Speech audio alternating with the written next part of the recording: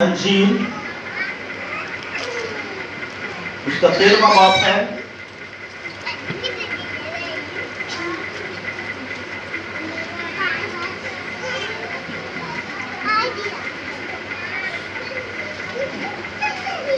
یوحنا کی انجیل باب نمبر 13 آیت نمبر 1 سے پڑھا جائے گا۔ یہ آیتیں کچھ لمبی ہیں، اگر ہم اس کو غور سے سنیں گے تو ہمیں زیادہ برکت ملے گی اور سمجھ آئے گی۔ اور اس سے پہلے کہ ہم خدا کے کلام کو سننا شروع کریں، اپنے اپنے بچے جہاں جہاں آپ کے پاس ہیں یا نہیں ہیں ان کو اپنے کنٹرول میں کرنا شروع کریں۔ ٹھیک ہے جی؟ اگر پاس ہیں یا نہیں ہیں تو فوراً سے پہلا کام کیا کرنا چاہیے، ان کو پاس لا کے کنٹرول کرنا شروع کریں، تاکہ کلام کا یہ حصہ جو خاص حصہ ہے یہ بڑی ترتیب کے ساتھ سنایا جائے۔ God bless. آئیں اس حوالہ کو پڑھتے ہیں۔ یوحنا کی انجیل 13واں باب پہلی آیت سے لکھا ہے، عید فصح سے پہلے جب یسوع نے جان لیا کہ میرا وہ وقت آ پہنچا کہ دنیا سے رخصت ہو کر باپ کے پاس جاؤں، تو اپنے ان لوگوں سے جو دنیا میں تھے جیسی محبت رکھتا تھا آخر تک محبت رکھتا رہا۔ اور جب ابلیس شمعون کے بیٹے یہودا اسکریوتی کے دل میں ڈال چکا کہ اسے پکڑوائے، تو شام کا کھانا کھاتے وقت، کون سا جی؟ کھانا کھاتے یسوع نے یہ جان کر کے باپ نے سب چیزیں میرے ہاتھ میں کر دی ہیں اور میں باپ کے پاس سے آیا اور خدا ہی کے پاس جاتا ہوں، دسترخوان سے اٹھ کر کپڑے اتارے اور رومال لے کر اپنی کمر میں باندھا۔ کیا لے کر جی؟ رومال لے کر، سوری۔ اس کے بعد برتن میں پانی ڈال کر شاگردوں کے پاؤں دھونے اور جو رومال کمر میں بندھا تھا اس سے پوچھنے شروع کیے۔ پھر وہ شمعون پترس تک پہنچا اور اس نے اس سے کہا، اے خداوند، کیا تم میرے پاؤں دھوتا ہے؟ یسوع نے جواب میں اس سے کہا کہ جو میں کرتا ہوں تو اب نہیں جانتا، مگر بعد میں سمجھے گا۔ پترس نے اس سے کہا کہ تو میرے پاؤں اب تک کبھی دھونے نہ پائے گا۔ یسوع نے اسے جواب دیا کہ اگر میں تجھے نہ دھوؤں تو تو میرے ساتھ شریک نہیں۔ شمعون پترس نے اس سے کہا، اے خداوند، صرف میرے پاؤں ہی نہیں بلکہ ہاتھ اور سر بھی دھو دے۔ یسوع نے اس سے کہا، جو نہا چکا اس کو پاؤں کے سوا اور کچھ دھونے کی حاجت نہیں، بلکہ سراسر اور تم پاک ہو۔ اور تم بلند آواز سے کہیں، اور تم پاک ہو، لیکن سب کے سب یسوع مسیح نے یہودا کی موجودگی کی وجہ سے یہ کہا کہ سب کے سب نہیں، چونکہ وہ اپنے پکڑوانے والے کو جانتا تھا، اس لیے اس نے کہا تم سب پاک نہیں ہو۔ خدا ان کا پاک کلام پڑھا جانا، سنا جانا ہم سب کے لیے باعث برکت ہو۔ یہ ایک طویل حصہ کلام مقدس کا جو اس وقت کے اندر پڑھا گیا، آج کا جو موضوع، عنوان، جو خاص دن، آخری فصح۔ فصح کے معنی جو ہے گزر جانا، چھوڑ دینا، یہ اس کے معنی ہے. اور یہ یہودیوں کے کیلنڈر کے مطابق ماہ نیسان یعنی ان کا جو پہلا مہینہ، جیسے ہمارا جنوری ہے نا، یہ ان کا ابھی پہلا مہینہ شروع ہوا ہے یہودی کیلنڈر کے مطابق. یہ اس کی عین 14ویں تاریخ کو یہ ایک عید منائی جاتی تھی جی، عید فصح. اور اس کو بے خمیری روٹی کی عید کے ساتھ ملایا جاتا تھا. یہ ایک خاص عید تھی، ایک خاص موقع تھا جو اس وقت یہودی اس یاد میں مناتے تھے یا اس دن کو سیلیبریٹ کرتے تھے. اس کی وجہ یہی تھی کہ جس روز آخری آفتوں میں سے یہ 10ویں آفت ملک مصر پر آنی تھی، تو خدا نے موسیٰ سے کہہ دیا تھا کہ تو بنی اسرائیل قوم سے کہنا کہ تم میں سے ہر ایک اپنے گھرانے کے حساب کے مطابق ایک ایک کیا کرے جی، برہ لے اور اس کو کیا کرے، ذبح کرے اور اسے اپنے گھر میں بھون کر پکائے اور وہ کڑوے صاف کے ساتھ کھایا جائے اور اس کا خون گھر کی چوکھٹوں پر اور دروازے کی بازوؤں پر لگایا جائے. کیونکہ خدا ان کا پلان یہ تھا کہ خدا کہتا ہے کہ میں اپنا فرشتہ بھیجوں گا اور موت کا فرشتہ جب گزرے گا تو جن چوکھٹوں پر خون لگا ہوگا صرف وہی بچیں گے، باقی کوئی نہیں. اور مصر کے اندر یہ واقعہ ہوا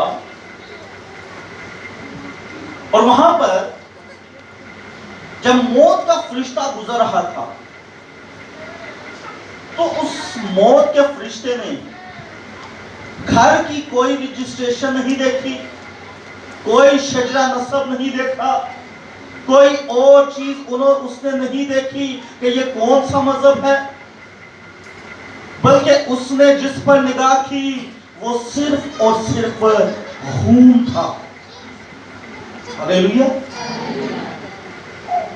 وہ صرف اور صرف اس کا جو مین جو نگاہ فوکس تھا وہ خون تھا.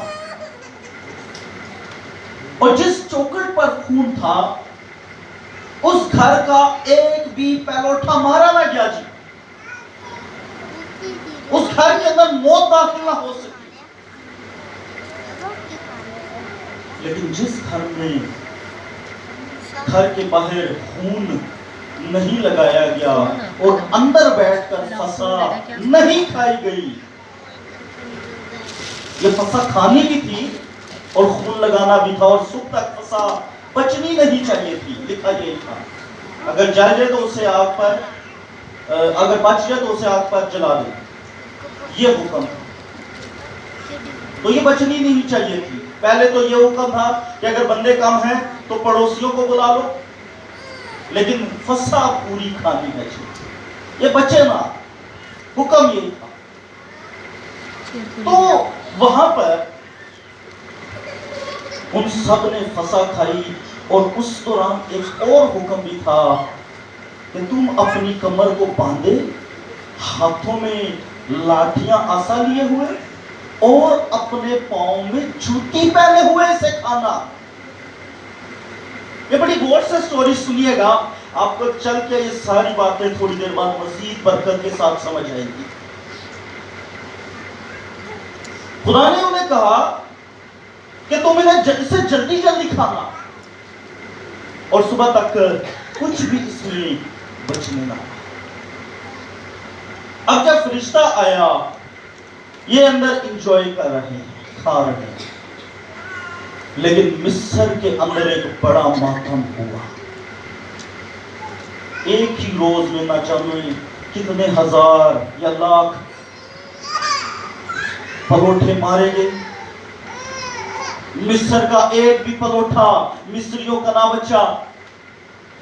यहां तक कि फराउन जो बादशाह था, जो खुद को खुदा समझता था, उसका अपना बेटा भी ना बच सका। और उसकी वजह कि वो उस खून के नीचे नहीं। चर्च, बड़े गौर से सुनिए, उस वक्त के अंदर फरिश्ते का फोकस खून था। इस वक्त के अंदर हमारा फोकस भी खून है। आमीन। उस वक्त के अंदर जिस घर में उस जानवर का लहू लगा हुआ था घर के बाहर, उसमें तो सिर्फ पलोठे बचे। लेकिन गौर से सुनिए, जो इस बड़े के लहू के नीचे आएगा, उसकी नस्लें, उसका खानदान अब तक मौत का मजा ना चखेगा। हालेलुया। क्योंकि वो कहता है कि जो मुझ पर ईमान लाएगा वो मर भी जाए तो भी वो, और जो जिंदा है वो अब तक मौत का मजा, वो कभी मौत का मजा ना चखे। ये खुदा का बर्रा था जी, नए अहद वाला, ये खुदा का बर्रा था। और ये बर्रा ऐन फसा के मौके के ऊपर जब वो वक्त आ पहुंचा, जो पहली आयत लिखी हुई थी ना, हमने जो पढ़ी, जो मैं पढ़ता हूं दोबारा। ईद फसा से पहले जब यीशु ने जान लिया कि मेरा वो वक्त आ पहुंचा, तो ये भी वक्त था जी। मैंने पिछले मैसेज में भी ये बताया कि इससे पहले भी कई बार यीशु मसीह यरूशलेम में आए थे, लेकिन कभी ऐसे मौके के ऊपर इस तरह शहाना अंदाज से यरूशलेम में वेलकम नहीं हुआ था। यीशु मसीह ने पहले भी 33 साल की उम्र तक पता नहीं न जाने कितनी ईद फसा मनाई होगी, कितनी उस जो यादगारी में जो खुदा का हुक्म था उन ईदों में शामिल हुआ। वो 33 वर्ष, तकरीबन 30-32 वर्ष जो है। लेकिन ये वाला जो था ना, इसमें मसीह की खास आरज़ू शामिल थी। मरकज के लिए मुझे बड़ी आरज़ू थी कि दुख सहने से पहले मैं ये फसा तुम्हारे साथ था। तो इसमें मसीह की आरज़ू शामिल थी। वो एक आरज़ू के साथ इस फसा के अंदर अपने शागिर्दों के साथ एक घर में बैठा, और वहां वो क्या कर रहे हैं, बैठे हैं और खाना खाने के लिए बैठे हुए हैं। ये शाम का खाना था। अच्छा, यहां पर मैं क्लियर करता जाऊं, बड़े गौर से सीखिएगा।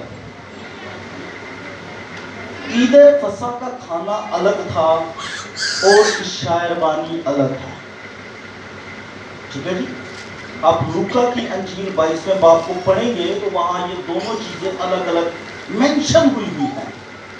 पहले यीशु मसीह ने अपने शागिर्दों के साथ क्या किया, खाना खाया, और फिर एक निवाला जो है वो भिगोकर वो क्या किया, यहूदा इस्करियोती के मुंह में डाल दिया, और वो क्या हुआ लिखा, उसमें इब्लीस समा गया और वो बाहर चला गया।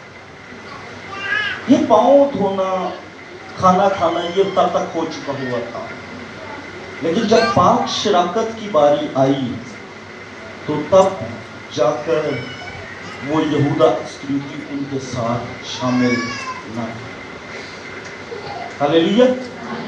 सो ये मैंने कहा, ये फोकस, सबसे पहले फोकस लहू, और ये कोई आम बर्रा नहीं है, ये वो बर्रा है جس کے بارے میں یوحنا نے گواہی دی کہ وہ دیکھو خدا کا برہ جو جہان کے گناہ اٹھا لیے جاتا ہے. ہاللیلویا. یہ کوئی عام برہ نہیں تھا کہ جو وقتی طور پر بچائے، بلکہ یہ وہ برہ تھا جس نے گناہوں کو اٹھایا، مٹایا، اسے دفن کیا اور پھر ہمارے لیے ہمیشہ کی زندگی کا راستہ تیار کیا ہے. ہاللیلویا. سو فوکس کہاں ہے؟ خون پر. ہمارا دھیان کہاں ہے؟ خون پر. اور یہاں پر اگر ہم مزید تھوڑا سا آگے چل کر اس بات کو پڑھتے ہیں،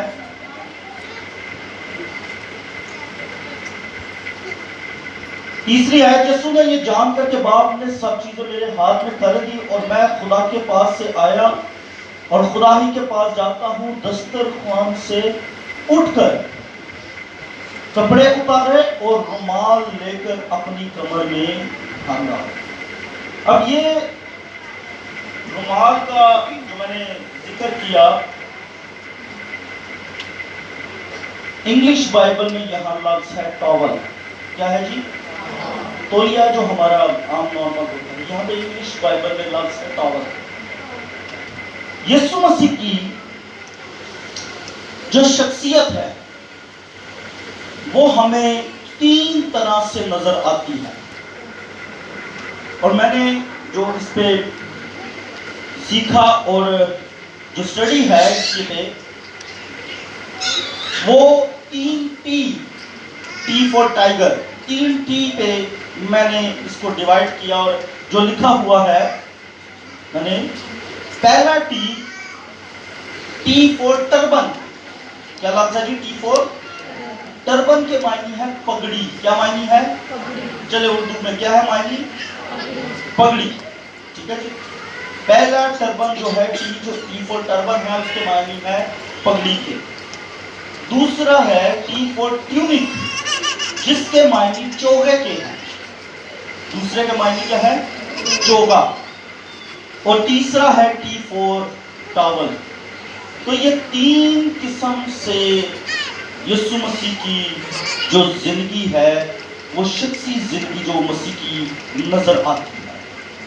اچھا، جو ٹربن میں نے بتایا پگڑی، یہ کسی بادشاہ کو جب عزت دی جاتی تھی، آنر کیا جاتا تھا، یعنی لائک تاج جب اس کو پہنایا جاتا تھا، تو یہ اس صورت میں ہے یہ لفظ، یہ معنی. اور یسوع مسیح مکاشفہ کی کتاب کے مطابق 17ویں باب کے مطابق، 19ویں باب کے مطابق، کہ وہ بادشاہوں کا بادشاہ ہے. اگرچہ کسی بھی انداز میں اسے ایک تاج تو پہنایا گیا تھا نا جی. کون سا تاج تھا؟ گھنٹوں کا تاج. بے شک مذاق میں صحیح، بے شک مسیح کو طنزیہ انداز میں صحیح، لیکن ایک تاج اس کے سر پر تھا اور اوپر تختی بھی تھی کہ یہودیوں کا بادشاہ. زمین پر زمینی خدمت کرتے ہوئے مسیح پر یہ الزام آیا، اور پھر مسیح یسوع عین اس کے مطابق اپنے آپ کو ظاہر بھی کر رہی ہے. ہاللیلویا. اس کے بعد یہ جو چوگا، میں نے کہا دوسرا لفظ جو تھا چوگا کا. چوگا میں مختصر بتاتا چلا جاؤں کہ چوگا جو تھا وہ صرف سردار کاہن ہی اس وقت کے اندر پہنتے تھے. اس دور کے اندر کاہنوں کو یہ صرف روا تھا.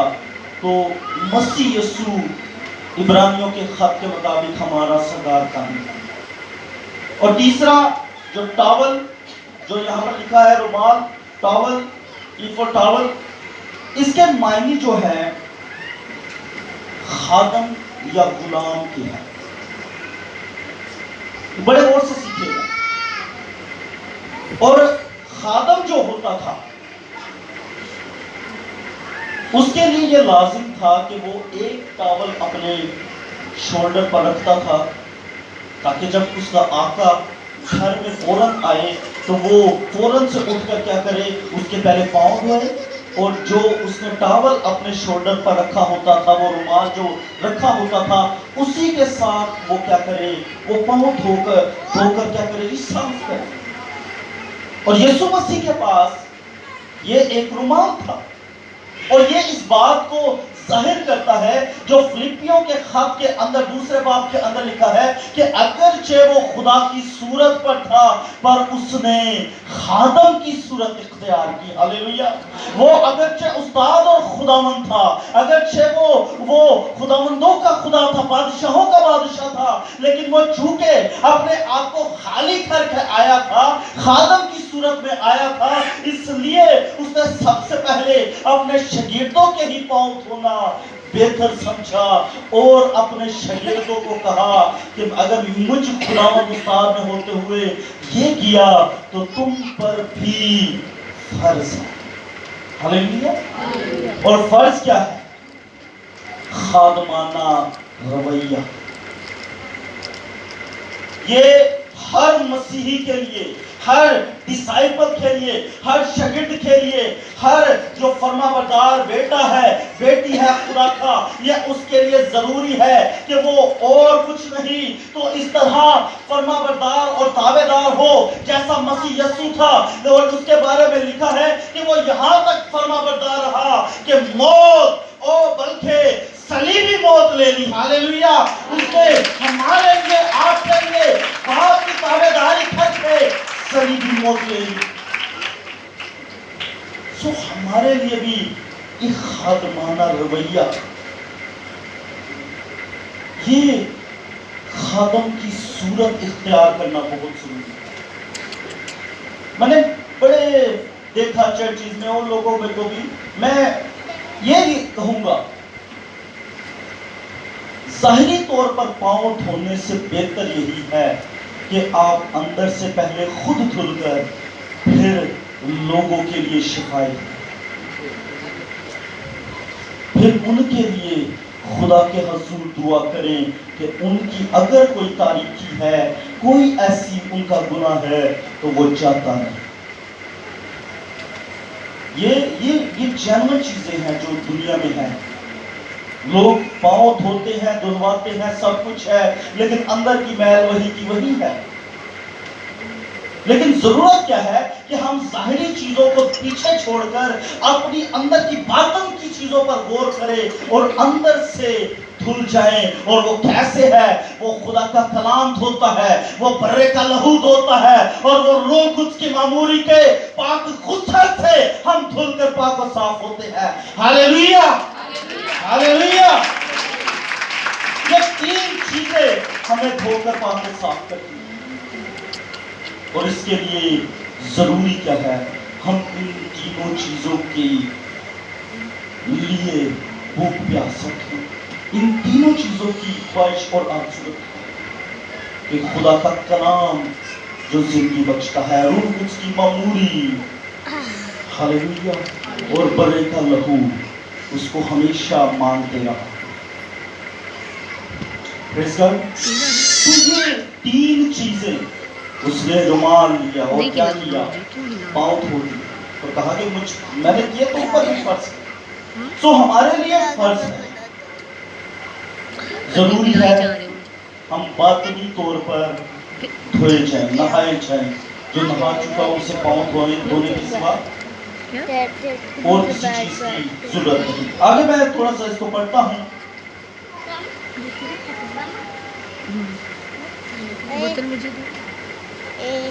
اس کے بعد برتن میں پانی ڈال کر شاگردوں کے پاؤں دھونے اور جو رومال کمر میں بندھا تھا اس سے پوچھنے شروع کیے. پھر وہ شمعون تک آیا، اس نے اس سے کہا اے خداوند کیا تم میرے پاؤں دھوئے گا؟ اچھا شمعون بڑا جذباتی سا شاگرد، جذباتی ہوتے ہیں لوگ، یہ بڑا جذباتی تھا. جب ابھی آج ہی کی رات جب یسوع مسیح کو پکڑنے کے لیے آئے، انہوں نے فوراً تلوار گڈی کے کان میں لا دی. وہاں سپاہی کا اس نے کام اڑا دی، لیکن یسوع مسیح نے کیا کیا؟ فوراً سے دعا کی اور وہ پھر پھوڑ دی. ہاللیلویہ. تو یہ بڑا جذباتی سا تھا. مسیح یسوع نے اپنے شاگردوں سے بات کر رہا تھا تو یہ کہتا ہے کہ میں کبھی تیرا انکار نہیں کروں گا، مجھے جان بھی دینی پڑی۔ یہ ساری مرکز کی انجیل کے اندر یہ باتیں ہیں، 14ویں باب کے اندر۔ تیرے ساتھ مصلوب بھی ہونا پڑا تو ہوگا، لیکن جب وقت آیا تھے مرغ کے بانگ دینے سے پہلے 3 بار انکار۔ پھر جب یسوع مسیح مار کے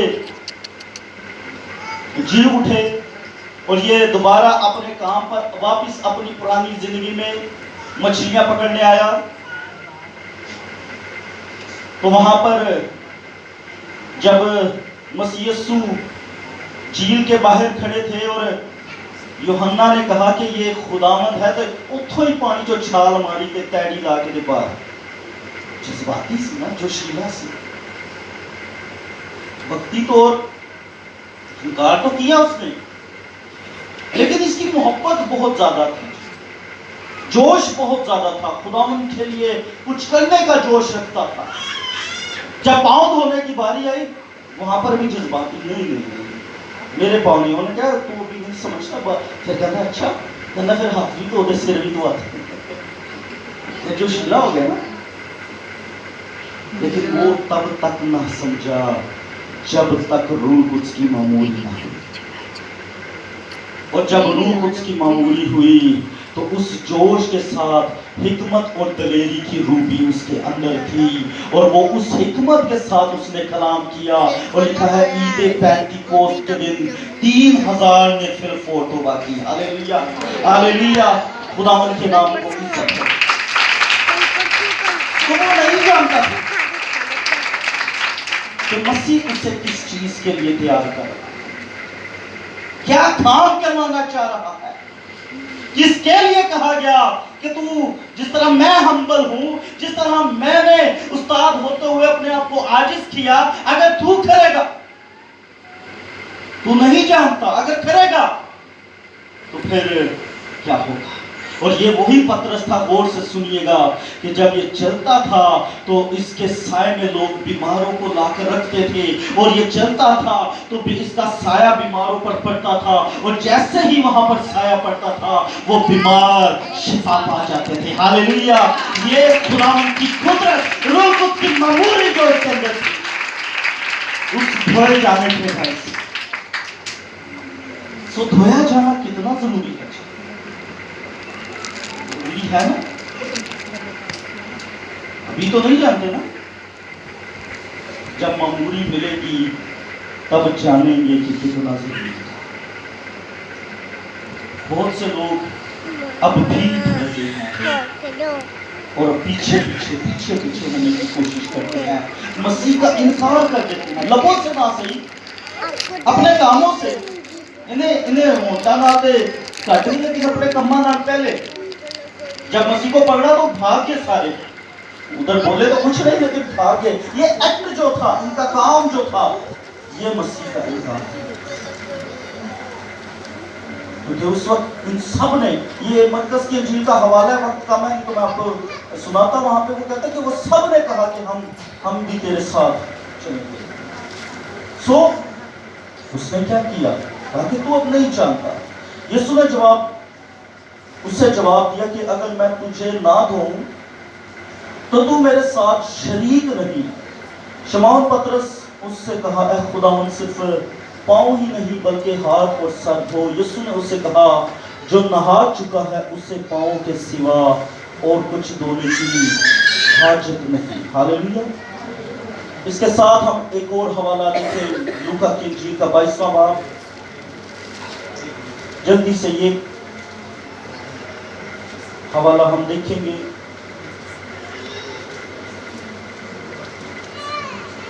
اور اس کی 14ویں آیت سے،